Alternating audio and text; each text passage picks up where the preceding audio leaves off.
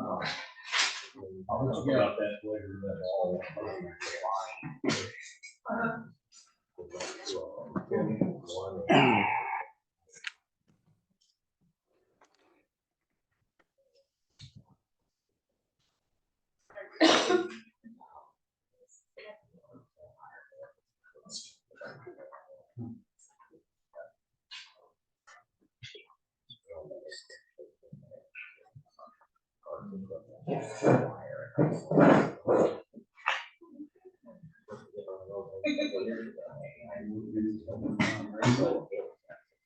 This is, we don't have a village or a say.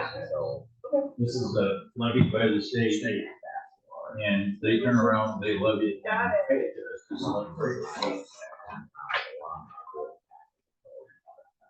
Maybe I got it.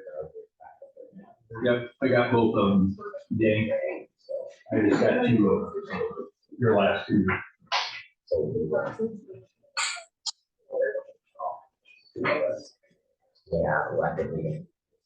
Hello, everyone. We will be starting in 1 or 2 minutes. If you want to speak during the citizens portion of our hearing, please use the sign-up sheet on the podium. We will be starting shortly. Please put your phones in some type of silent mode so it won't interrupt us during the meeting. And I will let everyone know that we have our clerk is a teacher. She has teachers meetings tonight. I'm sorry, parent teacher meetings, and she'll be done about 7 o'clock. So she will be here between 7:20 and 7:30. And Sarah and Carol are both unavailable tonight, so we will be starting the meeting without them, but they will join us in session. So yours truly is going to try and do notes, and hopefully the recording will work. So if I miss something, I need help from the trustees here, so please help me get through it.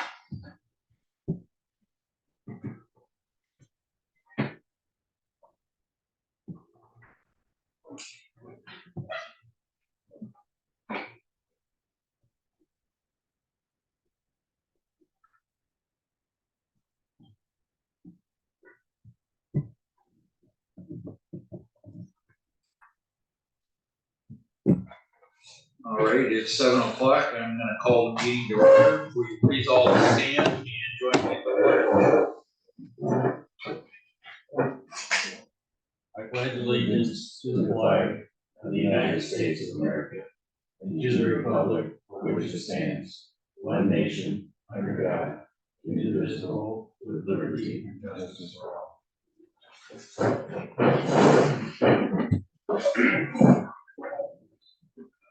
Okay, as far as the roll call, all the trustees are here except for Mitchell. So, Phil Morris here, Kevin Kelly here, Natalie, Lynn here, Joe here. Okay, and let the record show Denny from the village and Mark Cotty, our police chief, are also both here. So, first item on our agenda is our consent agenda. Includes the minutes from our regular meeting in February, the minutes from the closed session in February, and the financial statements and payment of bills for February. And there was a few additions on the payment of bills for February. I think Sarah sent that out yesterday. So were there any questions on the minutes or any questions on the financial statements? If not, do we have a motion to approve the consent agenda items? Make a motion to approve the consent agenda. Do we have a second? Second. Any final questions or discussions? If not, Phil, roll call vote. Yes. Yes. Kevin? Yes. Natalie? Yes. Lynn? Yeah. Joe? Yes. All right, that's approved. Our next item on the agenda is the citizens hearing portion. Did anybody sign up? No. Okay, thank you. So we'll move on to there. The next item is the report from me. I'll start with the status on the sewer study. I am currently working on the requests that go to the state and federal government for water flows and different things like that, so we can claim the last $10,000 to our sewer grant and get reimbursed for that. Some of those are done, some of them I'm still working on. So I'm working on that. Mitch is working on the grant or the presentation for our senators and congressmen. So when we go to them, we have a packet we can leave with them and explain why we're requesting funding. So that's where we're at with the sewer. I'm still searching for planning commission and zoning board of appeal members. I have several requests out for the planning commissions. Kevin, I did not hear from the people that you had contacted. So again, if anybody on the board has recommendations for planning commission members, please let me know. And we'll see if they're willing to serve. Yeah, we lost the 4 zoning board members resigned in January. The planning commission, yeah. Zoning board, we're just down 1. Oh. Yeah. So, and I've got somebody in mind for that. What would it be for, like, anything that we need a planning commission for? Are we able to do stuff that's responsible? Or? We have several tasks outlined for them to work on. I think there's 3 major ones. And the term is a 3 or 4 year term. It's in the ordinance how long the term is for. So. Are you asking if we can get everything done that we need to as far as voting? Are we all legal, Dave, as far as being able to? Yes. Trustees to vote on everything? And as a matter of fact, the tasks that we want the planning commission to work on, the trustees could be the ones to work on. Right. Yeah. So it's not holding anything up. I know one was short-term rentals that we've been Yeah. working on. Yeah. So that's our status on the PC and the ZBA membership. Next bullet is the GNS wiring proposal that we discussed last month. We met with GNS and several other trustees were able to make it. They showed some of the wiring shortfalls we have and talked about the cable that runs between the 2 buildings. Instead of a fiber cable, it's a copper cable, or fiber. I think we have very mixed opinions on what to do. You know, what we have works, but if you go to troubleshoot what we have, you know, it takes a lot of extra time. So, before we decide what to do. Question on that. Yeah. Mark, had Dale Sparks talked to you at all about the cables between buildings, and maybe you guys know already? But there's conduit. Yes, To be able to go down. And right, across. yeah, and GNS knows about that. They know about the cable. There's actually still a pull cord come through. Just wanna make sure Oh, yeah. If we did it, they didn't have to think they had to trench it or something. No, they already know that, Okay. right. There's a full cable. Mm-hmm. And that's really, since it's between different buildings, it should be fiber rather Yeah. than copper, based on their estimation. Okay. So, and we can do part of what they're recommending, we can do none of it, we can do all of it. They do get busy in the summer, so if we want to do part or all of it, we ought to try and get it done soon. Were we able to get a more itemized list? We have not yet. Okay. So, and the list, he did say, you know, that was the maximum they could cost, like the cabinets were rounded up. Or was an estimate. So. Joe, what are your thoughts? What I was thinking was we're so close to budget proposal that like we just talked about it as an item for the budget. Do it in the next 2 weeks, right? Okay, I mean, that's all I was thinking was if we got some money laying around, maybe we could do it. I'm sure if we did part of it, we could go ahead and do the same thing we did to pay for the initial GNS building, you know, transfer funds. But if you wanna wait till budget, if that's what the board decides, that's only, we're gonna start working on that next week, so we're only 2 months out. So, Dave, what was the general, idea of the meeting? I was having surgery at the time. What exactly did they say that? well, he showed us the wiring and some of the problems with the existing wiring, and some of the ends are not quite right. Some of the wires look like they could be crimped or crimped a little bit, not running the capacity. I don't know what was unique in your room back there, but your computer was running really slow, I think, Kenny. Yeah, it needs to be changed, and we have a computer, and we took it with Okay. So, building programs on it or something. okay, you still have a computer to use though. right? Yes. Yeah. Most of that work that you're talking about needs done, would it be in the water building? Because they'll rewire this whole building. Yeah, When he built it. most of it would be, some of it would be in this building. I mean, we have more computers in that building. Well, I It'd be more wire. Right. Yeah, and because you don't know where wires go. There's no labeling on the wires, so you just don't know where they're going, and some of them there's been upgrades to the type of wiring, I guess. I'm not an expert in it, but I guess there's better wire than what initially was put in. So I think that's part of it. We found some Cat5 wiring, which is pretty good for what we're doing. We're not playing video games. It's all Cat 5, but now there's Cat 6, Cat 7. Right. But So, Cat 5 is plenty fast. what year was it we built? He rewired all this. And I don't know.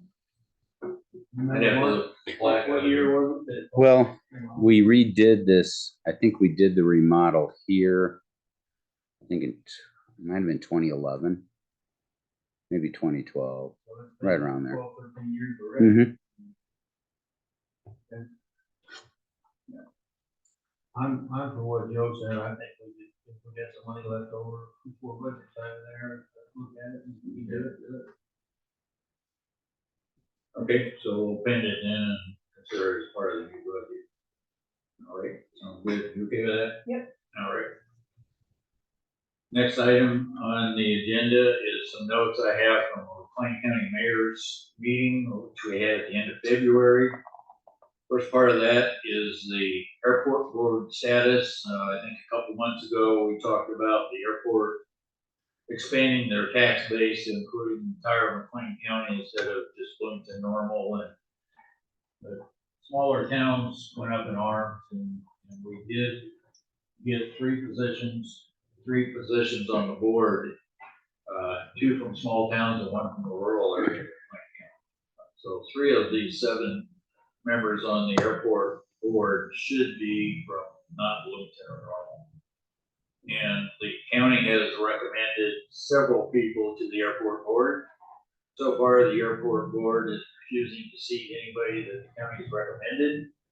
So it is still not an ideal situation. So I will keep everyone posted on it. I'm trying to be nice. Another thing we talked about, I'm gonna pass around this flyer. Spencer Johansson, the mayor in Lexington, is the leader of the Mayor's Association. He is putting together a one-day seminar designed with topics for small communities, small towns. He's gone to IML conference, and a lot of the things there are geared more towards the larger cities, larger municipalities. So he's putting together a one-day course or a one-day conference for small communities, first of its kind that we know of in Illinois. So I'm going to recommend that I would like to go. The cost is $150. Any of the trustees that are interested in going should be able to go. And when we do our budget, we'll try and get some money in budget for education to attend this too. So I'm kind of excited about it. I think over a period of time, a couple years, it really could be more. I know one of the sessions he wants to get is grant writing for small communities, since we don't have professional grant writers on staff. So take a look at that flyer, and hopefully we'll get more than me that would like to attend this, so. One of the other things we talked about was the long-term planning and infrastructure upgrades. We have a 20-year plan that the plan commission worked on and finalized last year. We also have the 20-year plan from 1995 that we will merge. But one of the things that is missing in both of those is infrastructure upgrades. One of the towns has got serious problems with their water mains. And as far as they know, most of them are original. They've never been upgraded. A lot of them are like ours. There was no plan to ever upgrade them. And so they've got millions and millions of dollars of upgrade to do. Their water loss is astronomical. And putting something like infrastructure upgrades as part of our 20-year plan might pay off. And I don't think any of us know when our PVC water lines are gonna have to be replaced. But maybe if we could put it in the 20-year plan as something to review every 5 years, discuss anyway. So it just doesn't get forgotten and overlooked. So the hydrants is another thing that we just recently learned that they need to be replaced every, what was it, Denny, 30 or 40, 50 years? Hydrant, 50. So that ought to be documented in our long-term plan. So it can be planned for and financed in the year 2074, whenever that is, 50 years. So if it's not documented, it'll get lost. The next bullet, we talked about the ARPA funding that we requested from the county for round 2. I requested enough to do 100 of the harness replacements and to do some more tiling work that Denny's got documented that we need to get done. So we should hear later this month if that's approved. And hopefully we'll be able to set that up so that everything will be in the 2024-25 budget rather than split across 2 budget years. I think it'll make it easier to track. But I'm looking forward, we should be able to get some more money to help with our water projects. Another thing we talked about was the elimination of the 1% sales tax that's part of Governor Pritzker's 2025 budget.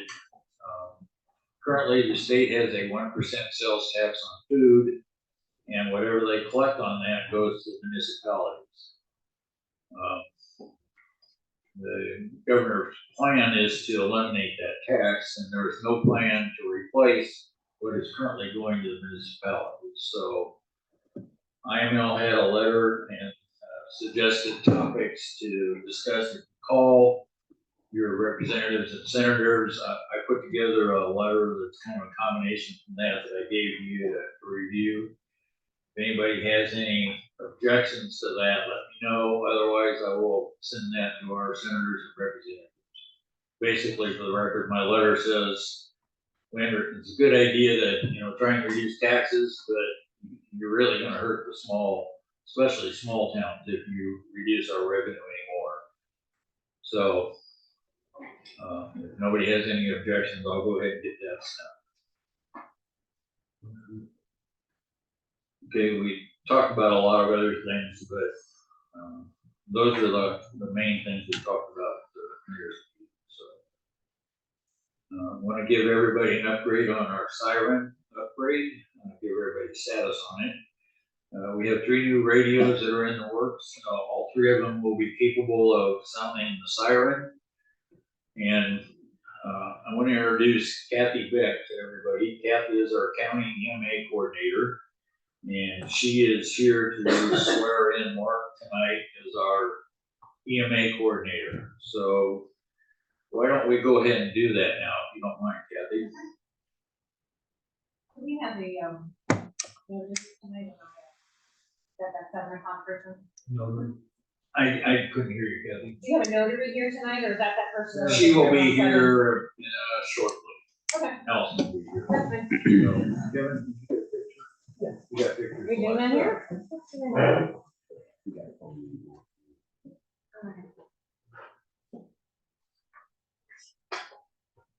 We do this way, you can kind of read it too. You gotta do this. Got it. Gotcha. All right. I'm Mark Connie, I'm Mark Cotty, coordinator of the ESTA of the Village of Hudson. coordinator of the ESDA of the Village of Hudson.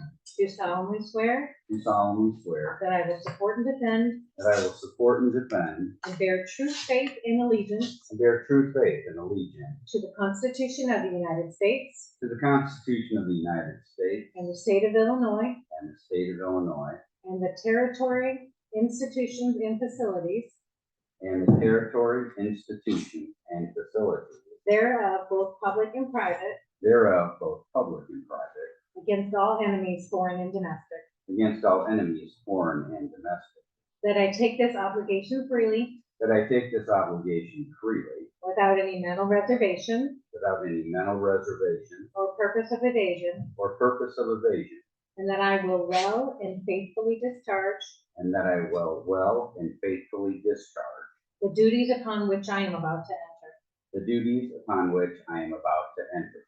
And I do further swear And I do further swear that I do not advocate, that I do not advocate, nor am I, nor have I been, nor am I, nor have I been, a member of any political party or organization a member of any political party or organization that advocates the overthrow of the government that advocates the overthrow of the government of the United States Of the or of Uni- the state of the United States or of the state by force or violence, by force or violence, and that during such time as I am affiliated and that during such time as I am affiliated with the Village of Hudson ESTA, with the Village of Hudson ESTA, I will not advocate I will not advocate nor become a member of any political party nor become a member of any political party or organization that advocates the overthrow of the government or organization that advocates the overthrow of the government of the United States or this state of the United States or this state by force or violence. by force or violence. That's a rough one, I know it is, but we did it. Yep. You wanna sign here?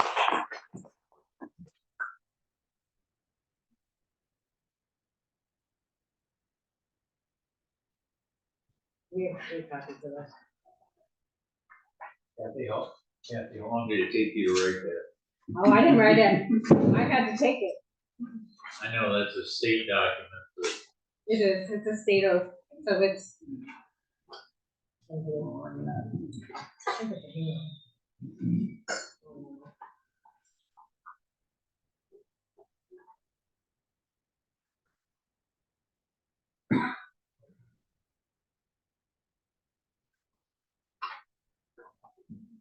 Then I sign those, and then they are Chinese. All right. Perfect. And hopefully the notary will read that we just signed. So It'll be- congratulations. It'll be great report. thank you, Kathy, thanks for coming out tonight. So. I do forgot to find. Oh, you're not?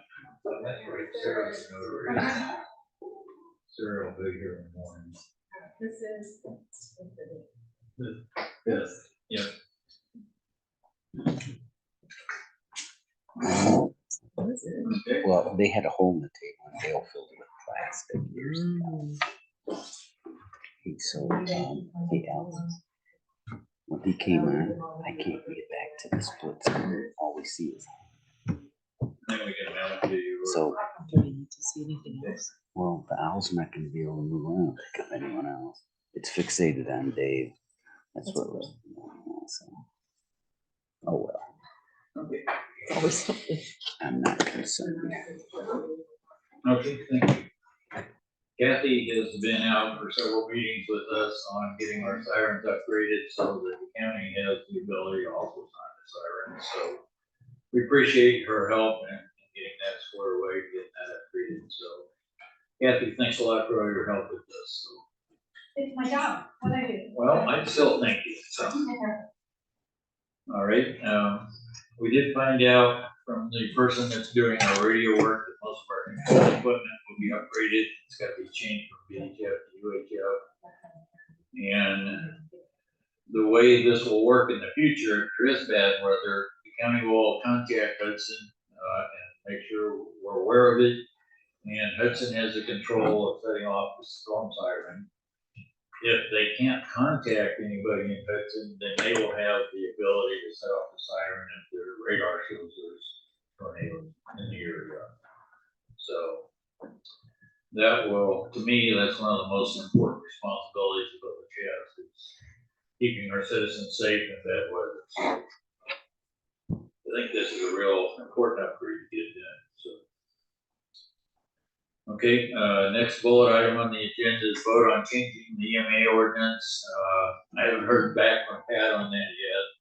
So Pat, will you be able to take a look at that email I sent for the EMA ordinance and verify that the wording is okay on that? Yeah, I have the ordinance done. I will make sure it gets sent to you. I apologize it didn't get sent to you, but I finished it right after the last meeting, so I'll be sure you have it for next time. I don't think I have it, so. I'll check. I apologize. Okay, I thanks, can Pat. resend it to you too. Yeah. Resend it. Okay. So she needs to learn these ones. So everybody's Let me aware see if she there can is see a us sign it, storm so. spotter training class on March And then 13th. I'm leaving them all to you.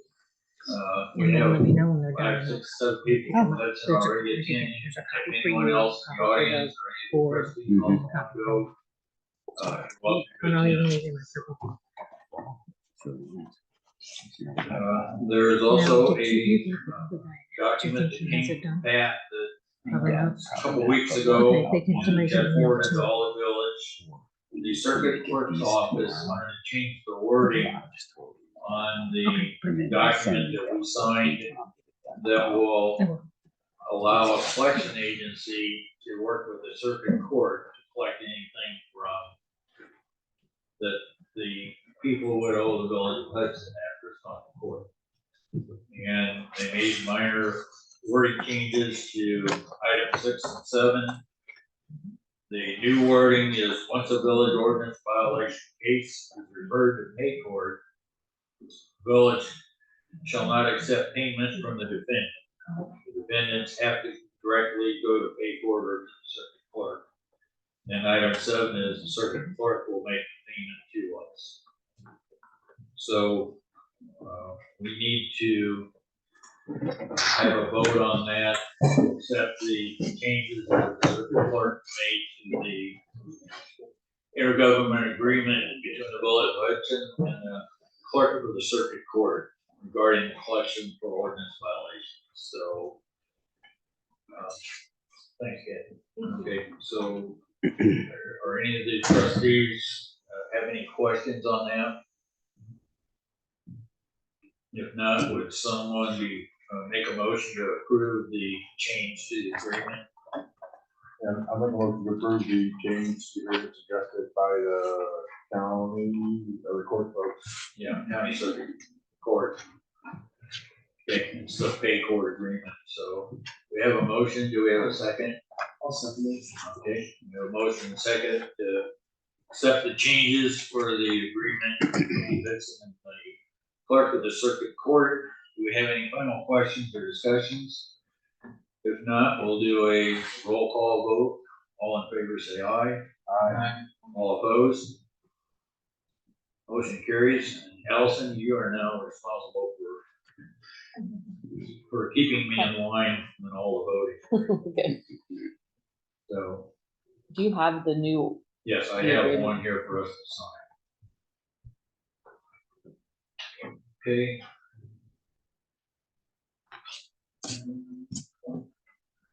Okay, I also received the email today from the county.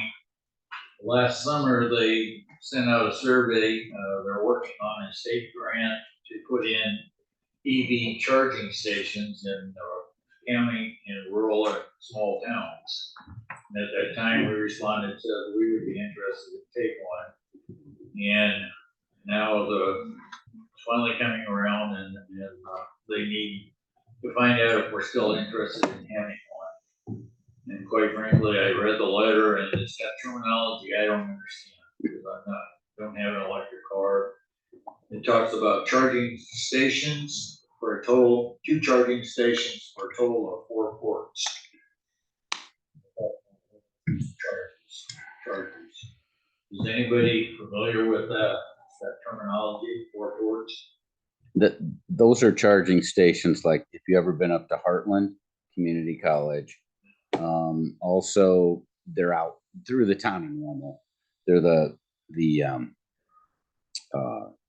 charging stations that operate off a 220.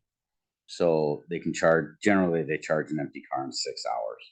They're not superchargers, so. Okay, so one charging station would have 2 ports. I Yes. could charge 2 cars. So this Right. would be enough to charge 4 cars. Yeah, those are what they're So then using. that would all fit up here, in front of the water house, because there's a hydrant there, and then it gets, in front of private businesses, so. Maybe we could do one in front of the fire department, in front of the water house, and maybe one by the park, or put one at the ballpark or something like that. So, does the board, are we still interested in doing this? There would be no installation cost, there would be no operational cost for us for 5 years. So, Operational cost is after that? is, After 5 years? once they're put in, Yeah. and the agreement says the grant includes cost of operation and maintenance for the first 5 years of service. Yeah, what's the cost though, after that, because it'll be our. It would be our responsibility after that to pay for the electricity, for Yeah. the charging, or if anything else needed maintenance. Yeah. If a cover broke on, cover blade broke or something like that. Do we know if it's reasonable or if it's? We could discontinue after 5 years. I have no idea what the charge would be. I'd be interested to know. But the park sounds like a great idea. I mean, if they're, cause they're not real fast chargers and maybe people buy it, we come in to the dog parks up there and stuff, and people would stop and charge it in the park and they could walk around. I was trying to figure out why anybody would want to sit here for a couple hours. This is probably not. I think we were just came up with that on kind of a spur of the moment type thing, so, but should we, Is that, Danny? is that a free service to the customer? Or- Yeah, for the first 5 years. Okay, so after that, we No, can it's the charge. person charging, is it free to the person charging? Yes. It is. So, but after the first 5 years, then if we're being charged, can we pass the charges on to the customer? If the technology is in place to do that, yes. Yeah, there's nothing to prevent us from doing it. Okay. And I think the technology is available today, but I can't sort of do it. Okay. So then can we get 220 power off of any of the power poles? Up there at the ballpark, there's 2 ground transformers that to me, I am not an Ameren linesman, but I would think that would be easy, great place to get power from. There's one near the hydrant, right as you enter the ballpark parking lot, and then there's another one up there near the concession stand. That's Ameren in-ground power, that are those green doghouse things that to me would be, in my opinion, way better than up here. Because if you're gonna need to leave your car set at some point, or, you know, if you wanna charge your car while you're watching the ball games or whatever, that seems like you would have a reason to be there maybe for an hour or 2 or more. Than I suppose maybe it would be fun for you to stop by the village office and read some ordinances or something. Anyway, I don't think there's a lot of parking up here for storage. Because, I mean, there is on the west side of the road, but then that would involve boring the power line under the road or something like that. To me, it's very easy, I think, to do up there at the ballpark. So we would just have to give up 4 parking spaces, except for the people that be using it, right? Right. Nobody could park there unless you're using it. That's what I think we want to do, is reserve it for e-bike charging. I think that's what Normal's got in their parking garages, so. I don't know if I love that idea, because that parking down there is limited. Well, that's what I was just saying, we're Yeah. giving up 4 spaces. Flip side That's of the one. the- First crowd there anyhow. Yeah, everything that comes and goes. Yeah, I'd say it's first come, first served. Can we do that? That we can decide later though. Can we say, like, they're not only designated for EV cars? Like, anybody can park there, and if you have one, you need to charge. well, It'd be instead like somebody pulling into a handicap Is it? Handicap. But it's But an I'm electric saying, if car. you pulled up, you were handicapped, somebody was in a handicap Sure, spot.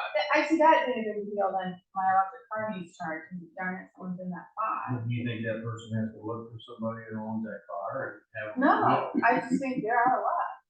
They claim better, I don't know, I just. So is it a possibility to get, so each station has 2 ports, was I understanding your statement correctly? Is it possible maybe to just get more?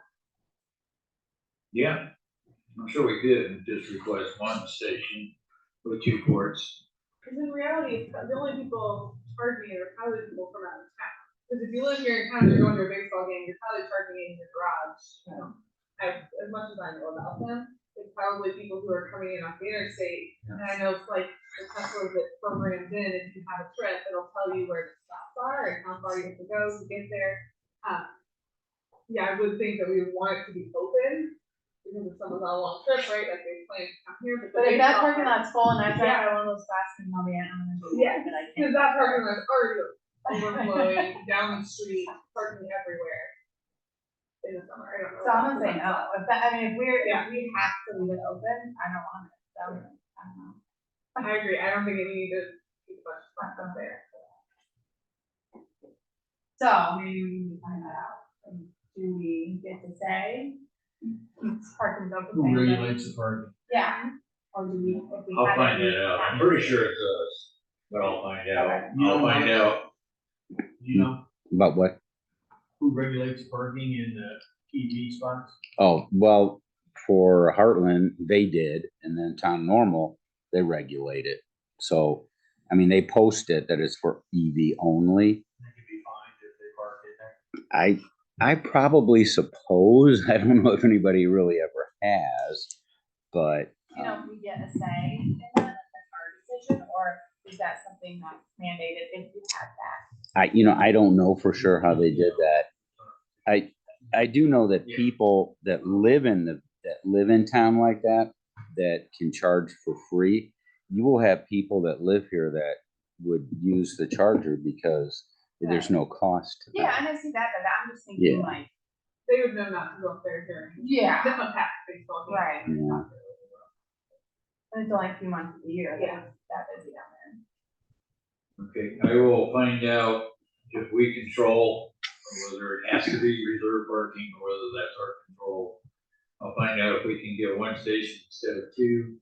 And we'll put it on our agenda for our work session in a week to discuss this, try and select the best spot for it. So we may have other ideas in a week from now. The township's got a parking lot up here, just north of here at the corner, maybe that'd be a spot. Yeah. So, all right, What about the old Casey's parking lot? that might be another good spot. We'd have to work, with Casey and township. It's nothing said it had to be on village property. Yeah. So. Okay. All right, that's the end of my agenda. Move on now to reports of, water, public property, streets and zoning. Jenny Hinkle. Jenny? 2.2 million gallons for the month, 76,000. The water loss was at 11% for this last month, which was up from 3% the last month. We did have a little leak at a meter and a pit, this last month. Don't think that caused the leak to be that much. So today, me and Mike were out testing tiles for chlorine and to no avail to find the leak yet. So, continue after that. We started working on a little bit of the drainage stuff again over, by the township through the timber to the daycare again. Hopefully the winter is gone, amen to that. And, been working on the budget and, vehicle and equipment maintenance, getting ready for the seasons, and a couple of the other things I'll just save for when we're talk about the sidewalk and stuff when we get to. So that's all I have right now. Okay, thank you. Thank you, Denny, does anybody have any questions for Denny?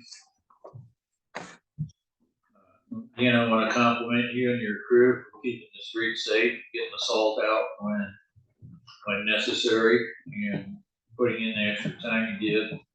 I don't think anybody can say that they live in a town that has better care of the streets than what we did this winter. So thank you very much. Okay, next is Village Marshal Mark Cuddy. All right, everyone should have a copy of the report, and you can see the top part again are the hard statistics. If you have any questions about those, you can, ask me about that. Some notable things, you can see I attended 2 training courses. The most notable one was the EMA training on what's called Viachi software. That is the software that we can use to track storms, live radar, report damage. It's a very powerful tool. It'll take a little while, even though we went through the training. Dave and I both went through it. There's a lot of capabilities. We may not use all the capabilities that are in it, but it is a very powerful tool. And it is optional.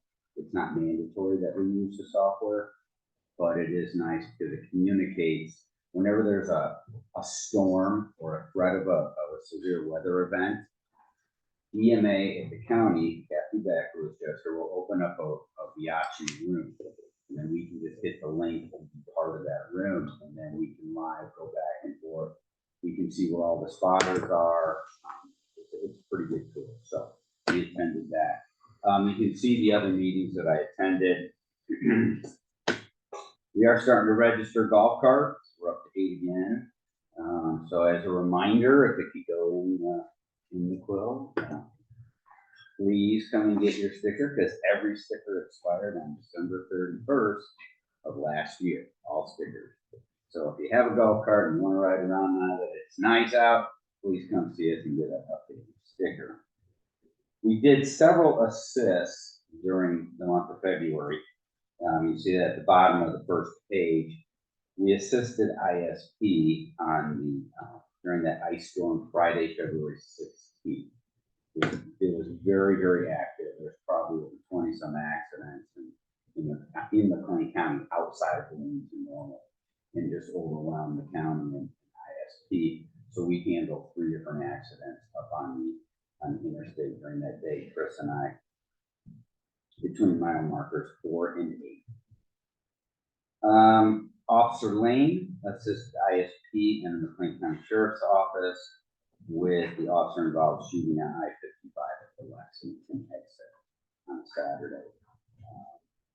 He notified me of the incident, and I authorized him to go up there and help with whatever they needed.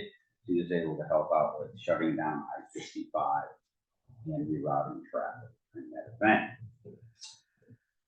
Officer Jamie Lacey, she was hired in January, and she's currently training with Officer Lynn, but she is now transitioning into solo patrol. So she's already done several solo patrols on her own, and during those solo patrols, so it's a nice transition period. There's one of us that's working. So if you need something, has a question, until she gets up to full speed, she'll probably be done with the transition period by the end of the month, and then she'll be totally on her own.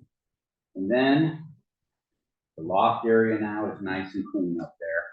So thanks to Denny for letting me use the big old dump truck and parked it in here, and I could just throw stuff over the top of the loft into it, and we filled it up. We filled that up. So got rid of just a lot of junk that we had. And everything. And I was able to sweep it up, clean it up. Now we can actually use it for storage. And we're going to put some shelving units up there, be able to keep things off the ground and everything. And it'll be so much nicer when they come to work on the wiring. It will be really easy for them to see it. And then lastly, you see the street light report. Unfortunately, we had a couple additions to that. So this again will be sent to Ameren, and we'll go from there. So, any questions?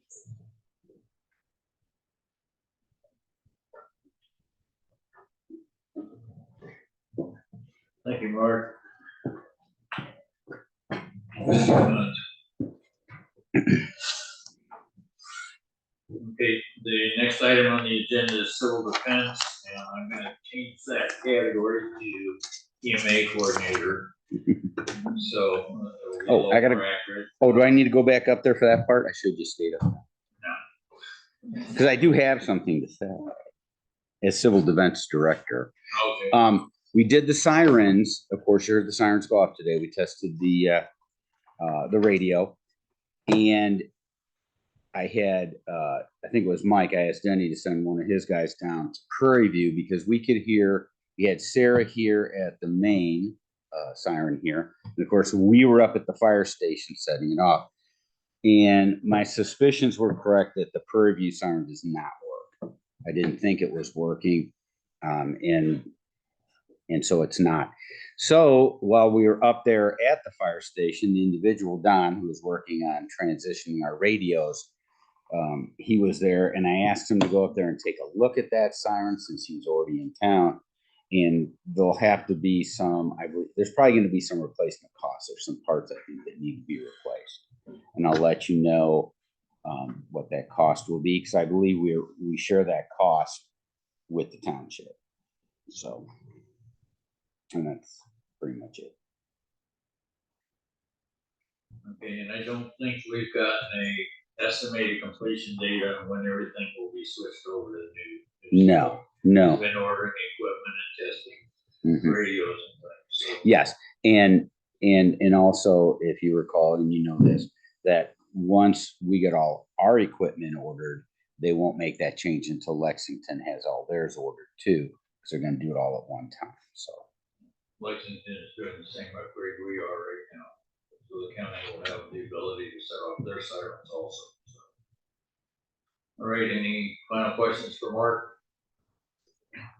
All right, next we'll move on to reports of standing committee. First we have finance, budget, contracts, and employees. Lynn. The only thing on the agenda was a resolution to move funds to cover the IT costs, which we talked about several times. I believe you guys discussed it last month a little bit more. So now we just need to vote on the resolution. So is there any other questions or discussions that we need? We had all the detailed category lists last month, so. Okay, so then I move to approve the resolution, to move funds to cover IT costs. I need any more specifics in that. I'm second. Okay, so we have a motion and a second to approve a resolution to move funds to cover the IT costs. Is there any final questions or additional discussion? If not, there is money involved, so we need a voice vote. Allison? Joe Boyd, Yes. Kevin Kelly, Bill Morris, Yes. Lynn Norris, Yes. Natalie Shoemaker. Okay, so that's approved. Okay, and then, one email item that I sent everybody before I left was, there could be a tip request from the fire station for installation of, fire alarm system. And I did talk to the chief, and he will be at our first budget meeting, we'll put it on the agenda, to be able to discuss it, and we can ask some questions then. So then we can see if it's something we want to move forward with. And then also just related, I was working, with the, like, the fall program down at the ball field. I've often thought that we needed an AED machine down there, at least one that stays within the concession stand. And then if we could do two that go with our travel teams that are sponsored by Hudson and the Lions Club. So looking into be able to afford this, I talked to Gwen, and TIP will cover 33% of the costs. I talked to Dee with the Lions Club, and she said it might be, just depending on the cost, might be potentially something that they could help cover too. And then when we get into budgets, I thought maybe looking to see if there was any money in the budgets to be able to afford this too, to be able to maybe split the cost 3 ways. So I talked to Jason Rulag and Aaron Kinder about what type of AED machines and Jason was telling me about the ones they use at the fire station. Aaron said that they just bought some for the city of Bloomington that are kind of an upgraded model that, you don't need like the adult and pediatric tabs on them, so that's more cost effective. And they're just a little bit easier to use, like less error to use. And then that either one of them, Aaron and Jason, would be willing to do the training, so I figured, the people that are working with the concession stand can be trained, and if we want to do the ones for the coaches to the travel teams, the coaches can be trained too, they'd be willing to do that and in charge to train on them. Roughly looking at cost, we're looking at, I've got to get some more specifics on the one machines that Aaron had sent, but could be between like $1,500 to $2,000 a piece. So if we want 3 machines, we're looking at that, maybe $6,000 total, so like roughly $2,000 if we split it. So I'll have more information in budget talks by then, but just let me know, I was working on that. Did you think if this is something that's important to have, and that we want to do, and get moving on it. And then Pat had a question. Did you get a chance to look over the MediaCom final draft? Yeah, it's good. There's a small cleanup on the rent amount just to make it consistent with what we communicated them was our offer. So I'm good with the MediaCom lease. Okay, so I'll probably put that on the agenda to vote on too in the budget meeting. I think that's it. Any questions? There is medical equipment at the library. There's one of those. I would have to look, I don't know, but the library's not always open during like games. Not the, well, most of them it is. But yeah, I think there's one there. We did check on it a number of years ago, and we were told, because they can't be outside in the winter. Yeah. They couldn't stay there year round. I mean, I suggest we do concession stand up, and I suggest leaving it in the concession stand, since it's open for all the games. Yeah. And that would be. That'd be- safe. yeah. And we do have an AED in our squad car. Yeah. So we do have one mobile, one. And so we're not totally uncovered. No, I know we're Right, not okay. totally, but it's just a little bit Yeah. more. It'd be better to have comforting one in to there. know that if we needed one is right there. Yep. Okay. Okay, thank you, Lynn. Anybody have any questions? All right, next we have streets, Phil. Just had some, bring it up for discussion about putting a couple of crosswalks in. One being at, South Street and McLean Street. And, Kevin was looking at trying to put one in at, Trimmer Drive and Pettit Drive with the parking. So I guess just open it up for discussion, what people's feelings are on it. Denny has talked to Patrick Meyer, he's given us some ideas. And I think Denny, you have some rough thoughts on signs and stuff. Yeah, I don't have, do you have your email that I sent you that you could, pull up to give you those costs? So I, sent some pictures, of the Trimmer, park area, which would be, Pettit and Trimmer, sidewalks to cross over, to the park. And, I sent him some pictures of that.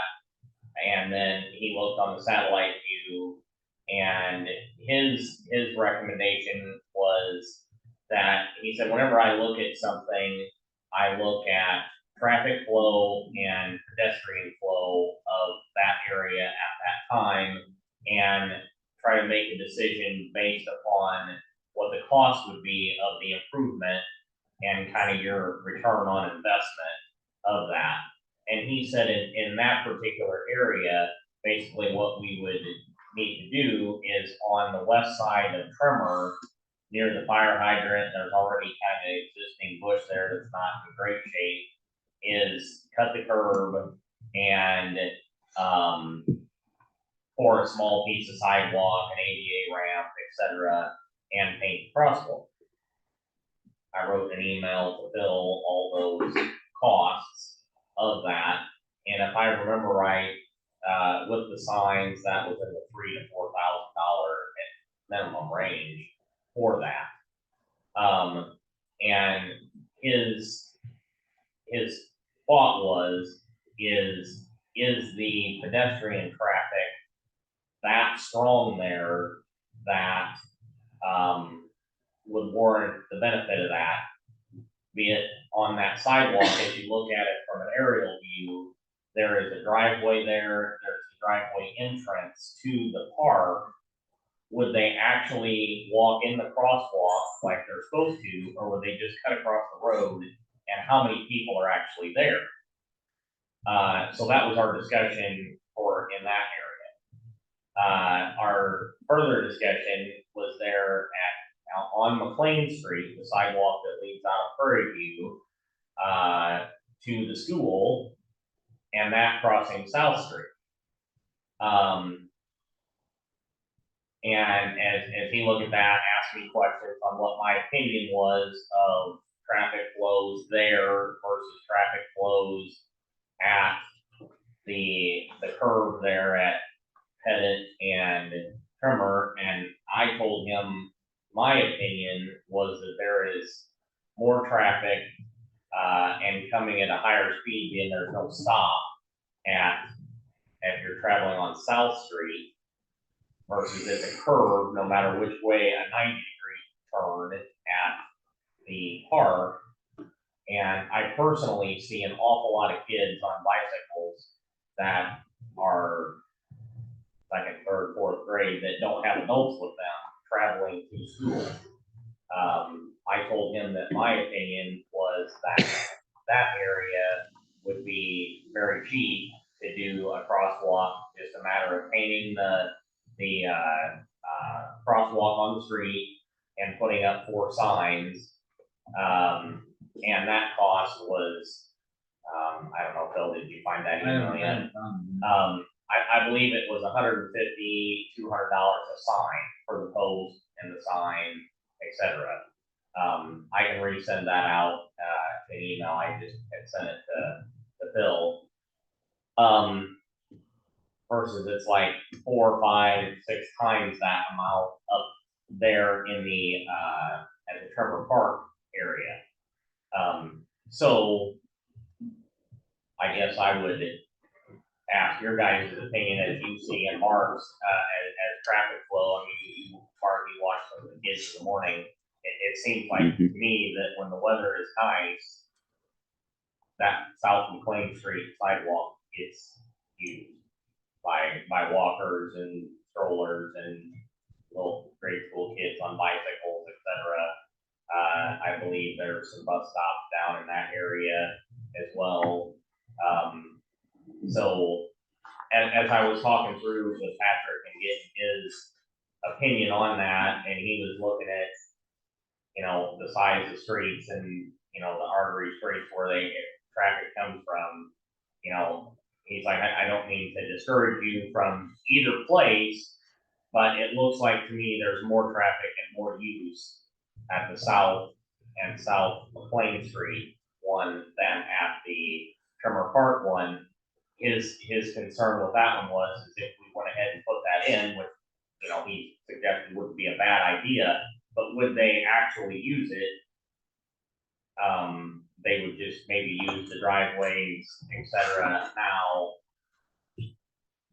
maybe your return on your investment in it isn't as good there. So that was his conversation and kind of mine and Phil's conversation. So I personally am open to do whatever, but as soon as the weather gets warm, it is no problem at all to paint a crosswalk down there on South McLean Street at all. I don't feel that we should probably paint the sidewalk or the street at the park until we have the curb cuts and the ADA ramps in. None of that is needed there at South Street and South McLean. There's no curb there, it's all flat. I found some of that pricing, Jenny.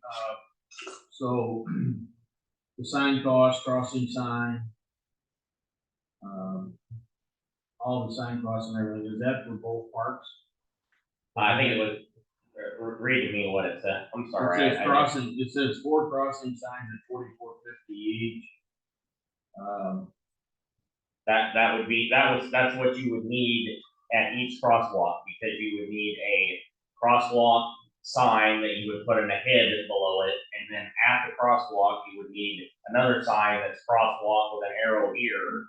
Then you paint the crosswalk, and then from the other direction, you need the same thing. So at each crosswalk, you need 4 posts, 4 crossing signs, two ahead signs, and 2 here or arrow signs. Okay, so the total cost of all that for one crosswalk then would be, all the signs and everything's $376.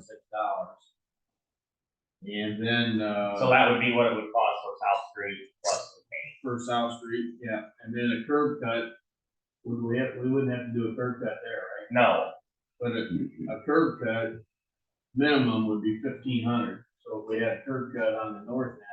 but we need a curb cut up there. The minimum when we had it charged for the county, the minimum for them to come is $1,500. Okay, so 1,500 minimum on that, however many curb cuts we have, just one. Just one. Okay, and then concrete minimum $1,000, Yep. and ADA plate $400, and then the finish work minimum of 1,500. So you have to break all that out. That's What you need for each part. 4,300 and whatever you said the sign for. 376. Yeah, roughly $400. Yeah, so 4,400 for up there and 400 for on South Plain. So roughly $5,000. Yeah. If we did both of them. So my personal thought after hearing what Patrick had to say is when you cross South McLean Street, or you cross South Street at South McLean, on South McLean, you have no other option. You're headed on the sidewalk, you can't cut diagonal, because we all like to take the shortest path of resistance. Well, that's not the case up there at Trimmer Park. You can definitely cut the corner diagonal across. If you're coming from the north, walking towards the park, that house has a driveway that's exactly right across from the park entrance, and that would save you 50 feet of walking. So I'm thinking that you would do that if you were riding a bicycle. I mean, I see that unfortunately over here at the Dollar General sidewalk all the time. People come down here and they get cut across the township and they go up that way, and anyway, they meander whichever way is easiest for them that it seems to be. So I think we can certainly do either one of them, but would be a very quick turnaround to do the South Street one. If I could have a question, you said like have the engineer look at it at a certain time of day, at that time, what time of day do you look at it? He looked at it based on the cell phone pictures I sent him, and he looked at the aerial view of from McLean County GIS. Okay. And then he was going off of just looking at, South Broadway is a busy street. South McLean Street is a way to enter the subdivision. There's more how you would get to your houses. Mm-hmm. That's more of a main route than Trimmer and Pettit are, just at looking the way the subdivision. So not actually being there, watching traffic during different times of the day, just looking at how many cars have to drive down that street to get home, so to speak. Yeah. I'm not saying like either or. I mean, I understand what the difference in the cost of the two. What I'm just saying is that, I guess from my perspective, village, and if I lived at that resident, I would not want to encourage somebody to come down because we don't have a crosswalk, to encourage somebody to go down, oh, well, you know what, this is the driveway here. So you know what, yeah. That is the crosswalk. So we're gonna encourage, as a village, to go down somebody's driveway to get to that point, to the park. What I'm saying is that I've live up there, of course, see people walking back and forth to the park, through the park. They go out, to the detention basin, they go out to that part of it. Just having a designated crosswalk, whether or not it's there at the corner or it's farther up the block, or into the driveway of the park itself, that doesn't need a curb cut on that side.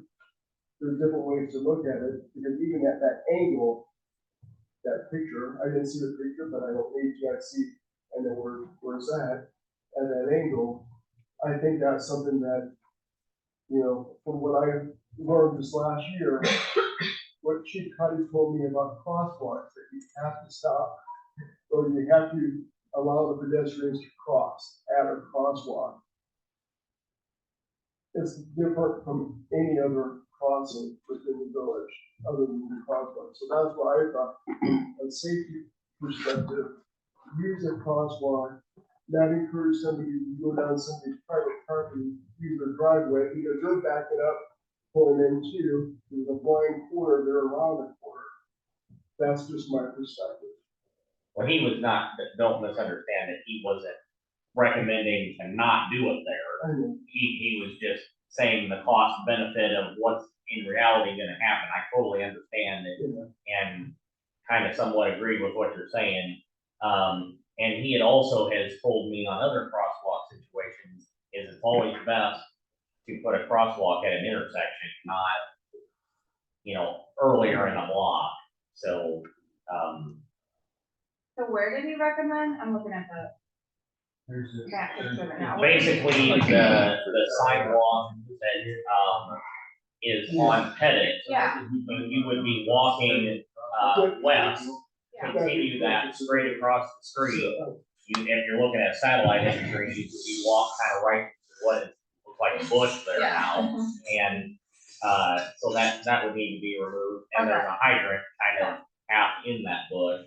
And, so there's about 20-30 feet of sidewalk that would need to be put in there, plus the stamped ADA pad and the curb cut, which is all nothing that's, So you're not talking about overcomable. you're bringing it straight across, yeah, and then coming up in front of the bush and yeah. to the edge of the. Yeah, his recommendation on the best way to install that would be, as you're walking on Pettit, Straight ahead. cross the crosswalk straight west, And turn and then come make on. a 90-degree and walk 20 feet till you get to the parking lot, and then you're there at the park. Instead of angling the crosswalk. Yeah. To the driveway. Yeah, So basically, turn, go north, and then past the residence's driveway, and then up to that point, cut it over. so if you were walking, south on Trimmer, you would walk clear to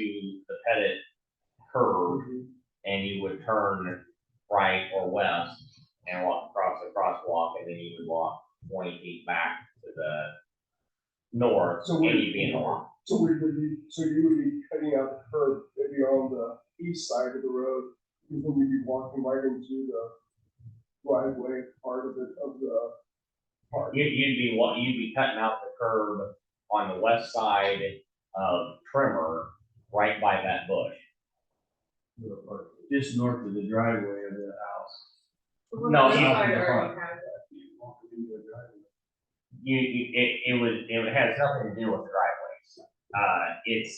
It would be south of the drive.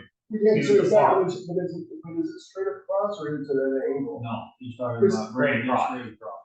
He's saying you're always wanting to cross the street as much as possible at 90 degrees at an intersection. So, and that's what you're saying, that tree is in the way, and that, yeah, I agree, yeah. There's not a stop sign on Pettit, though. No. So the sidewalk's all on the east side of the road, so there's no sidewalk going up. If you're coming south, you'd have to come down, if you're coming down the sidewalk, you'd be on the east side of Trimmer.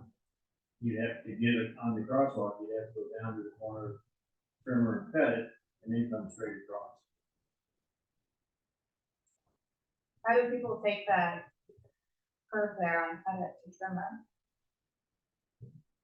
I have to drive it to see, like, Is that gonna It's be like it's a sharp, yeah. it's a very 90-degree, you would have to go very slow. Also, in addition to that, right there, when it does cross, there's a tree, that's black and huge. There's a fire hydrant, which is like a whole feet away from that tree. And then there's a huge, well, there's the bicycle rack. Right The there. bicycle rack would need to go somewhere. Yeah, that's where Makes we'd be, sense. we'd be Yeah. cleaning that up Yeah. on the sidewalk through there, Yeah. over to the walk. So it makes sense if they're coming up Pettit, but if they're coming down Trimmer, are they gonna make? That's where his comment To the comes from, crosswalk that they're before. gonna come down to, that house driveway and cut 90 degrees across there to the entrance to the But- parking lot. But I do see a lot of validity in Kevin's point of, we don't want to encourage that. If we Yeah. had a crosswalk there, then just, we're giving you a good legal option. If rather you choose to do that or not, that's your own. Well, my thought too is if the crosswalk is present and there's signs, it still alerts drivers that there might be something going on. So even if Rather they're doing it the right way or the wrong way. Yeah, Exactly. Could we just run the crosswalk, what you're saying is come off of the Right. sidewalk on Yeah. Pettit and angle it to no, the just driveway? go straight across, just like you said. Okay. So the kids coming up Pettit are totally gonna use it, Okay, but anybody coming down Trimmer may or may not, but because there's a crosswalk there and there's signs yeah, posted that there's a crosswalk, it at least alerts it drivers should slow the traffic down. it should. Yeah. So I'm in favor.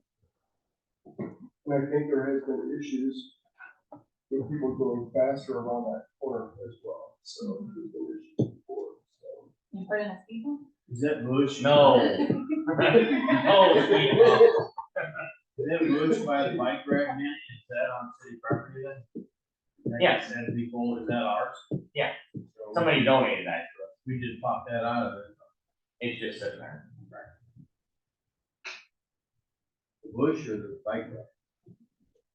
The bike rack. The bush is ours too. I'm talking the Bush, No, so the Bush would have to come out. and it's in the right of way. Right.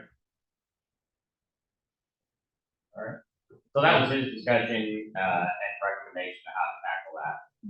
So, Okay, as far as paying for it, do we have money in this year's budget or do we need to budget for it? I asked him about that, using MFT funds for that, and we do have MFT, a few $1,000s for MFT sidewalk replacement, so, I don't think we need to, budget additionally for the concrete, maybe the signs, yes. We do have some sign money in there for just general graffiti, sign breakage in the MFT, but we probably should add some, money in the street department somewhere for. Do we have any left in this year's budget? We have about 2 months left. I don't think so, Okay. and I don't believe we have any signs in inventory that are of use. So Phil, you wanna make sure we get that in our budget for next year? For the sign? Signs at least, we'll talk about everything else. Well, one set of signs, I think we all wanted to help for sure.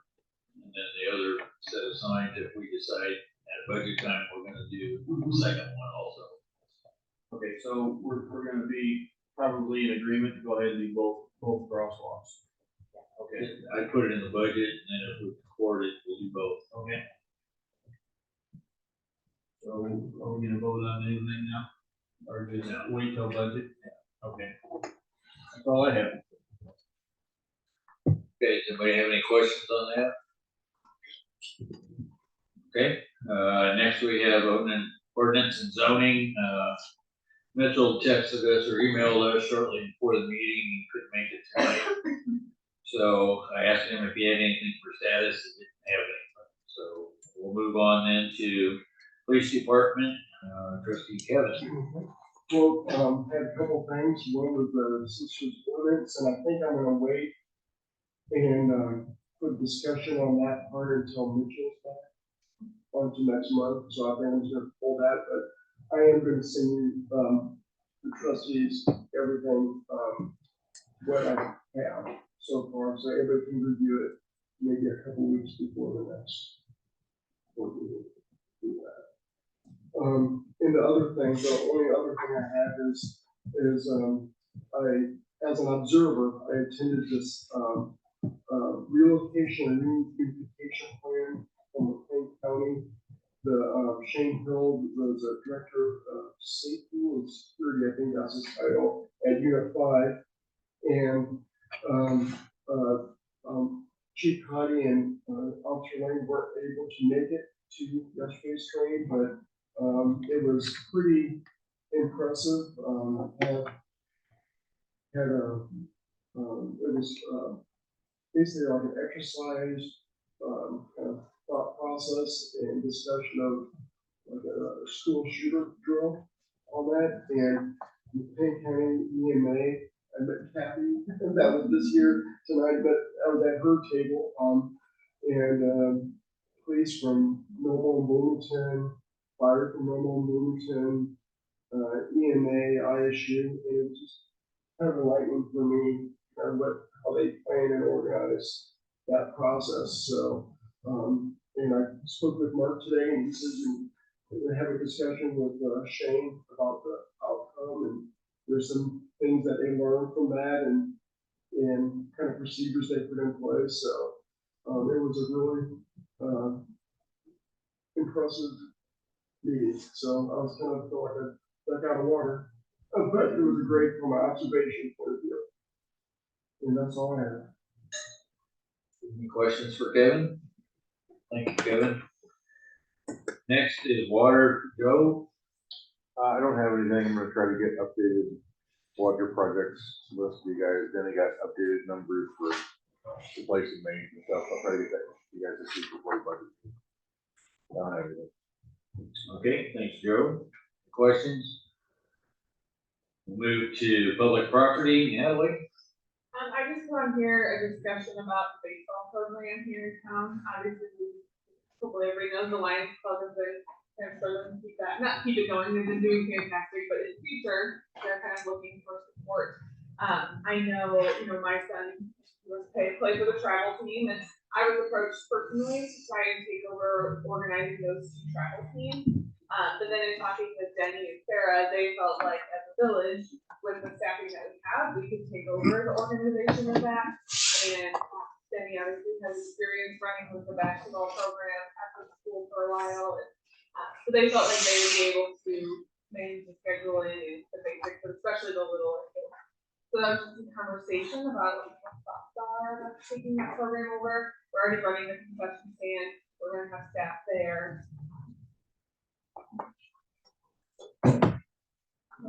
And I think the Lions Club is talking this year, I think they're set, but it would be for the following year. And I know they put out a plea to get help to train the program And I in just- Lions Club. yeah, it feels like if we're at that point, then it's gonna be short term. Whoever is willing to do it is probably gonna be willing to do it until their kids are not in it anymore. And then we're gonna look for somebody else over and over again. So those seems like a more sustainable. Personally, I was concerned about having Jenny get very involved with it. And we've got so much work now for streets and drainage and everything that I don't know whether he's gonna have a lot of time to spend on it, off the top of my head. So, Yeah, it's something we've talked before about it too. But I think it's very doable, because I don't feel like you would be in it that much. You're just more there to help guide us to kind of get it set up. Once it's running, like Sarah and other employees and the trustee in that position, and even the committee for that trustee, I think it's something that is definitely feasible. What were the duties of the Lions Club to run the program? What did it involve? everything involved. Scheduling? Scheduling,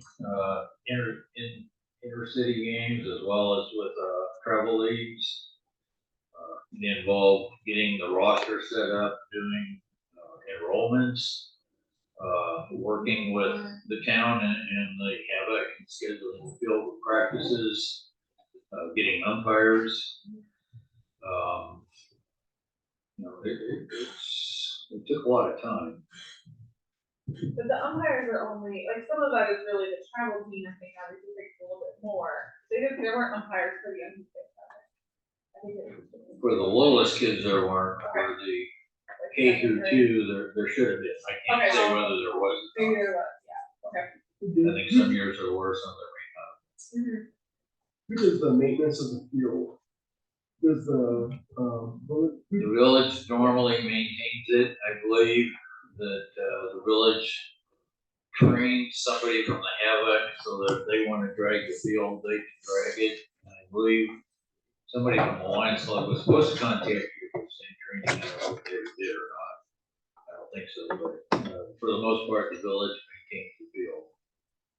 Whoever is playing the game lines the field, chalks the field, paints the grass if it needs to, and moves the bases to the appropriate distance that they need, but other than that, we do all the rest of the care of the. like driving the infield and. Yeah, we do all that. First and grass. The Havoc folks seem to have games on the weekends, and so there's one guy that does some dragging of field, because we would drag it on Friday, there'd be a Friday night game, there'd be games on Saturday and Sunday, and the field would start to get a little rough after having several games on there, so. So maybe if it helps ease concern and burden, is making a list of all the tasks that need to be done and like one throughout the year and that season. And just kind of mentally, making a note of like, who's gonna do that, the time it takes to do that. And then maybe that helps kind of either show that, no, we really don't have the manpower to do it, or actually, yeah, we actually do, and it would be worth it. You know, Dave, who, in the Lions Club is running it. Scott and Deanne, Scott and Deanne, okay. this year for the in-town team. Okay, yeah, and then I'm connected with Aaron Corbin, who will showing me some of the stuff for the travel. So I could definitely get all of that, figure out what the Google find. So is that something we would do, is just assign the public, property committee to head up? I think we gotta discuss that before we can say. Well, because we're gonna need a central location for somebody to call in. Whether it be Sarah or Natalie's email, or who's ever in charge of public property. So it's like getting a realistic idea of all the tasks That's, and, yeah. right. And we can see if we have. Okay. Yeah, I'm in support of it. Yeah, I feel like personally, I'm very interested in it. I've also helped run the youth football team for a league before too, so it's not over, I get a lot of to do with like busy work to get organized, but I don't think that it would be.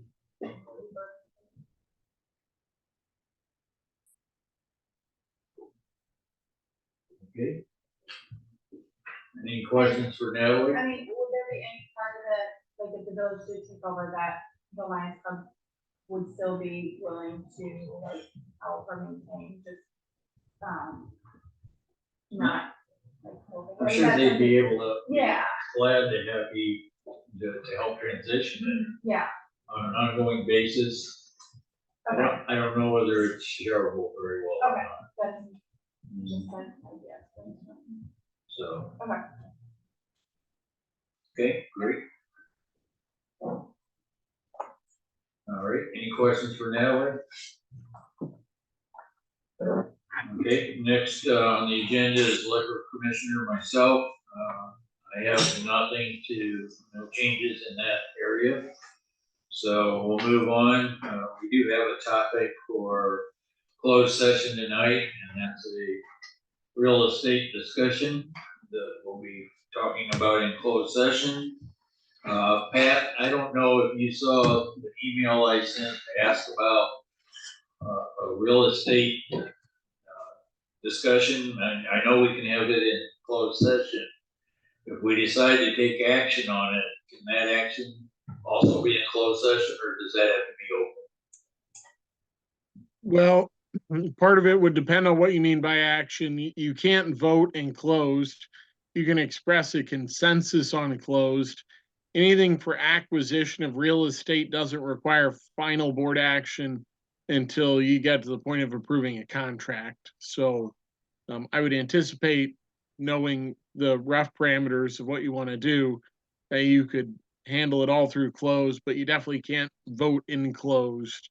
But I don't think you're to the point you need to vote yet, in a formal sense. Okay, that would get us to the point then we could proceed with offers, things like that. Yep. Okay. Yep. And then the final vote would have to be in open session. That makes sense. Okay, so I am, if nobody has any other business, I'm looking for a motion to move to closed session. I'll make a motion to move to closed session. Do we have a second? Voice vote, all in favor, aye. Opposed? Okay, we'll be moving to closed session, so the only thing we will have after closed session then, there won't be anything after closed session. We will just open the meeting back up and adjourn it. So if you want to come back or if you want to stay on that side until we're done, you're welcome to. But we do have to vacate the room. Danny, we need you to stick around for part of our closed session. So, thanks for coming.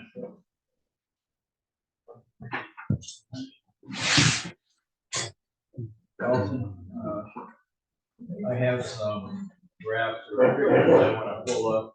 Do you have the ability to make I did give Kathy that word that Oh, you gave good. me right before she left. She said, be able to? thanks for your attention. Well, I'm glad you reminded me, because I think you said that. Does- Does Pat need to stay on? Pat, Is he staying Pat, do in? you want to, Then I Pat, gotta do leave you want this to up. stay on during closed session? Yeah, I can. Yep. I don't know that we're just gonna discuss the purchase. Okay. Some options with it. Okay. Uh, If You're you welcome don't, on, I'm not trying to talk you out of it. I'm trying to figure out how to keep you on here and still be able to display what we need to display on the big screen TVs. yeah, I can hop off, and if you run into something you need me, just give me a call. Okay, we'll do that. All right. Sounds good. Good night.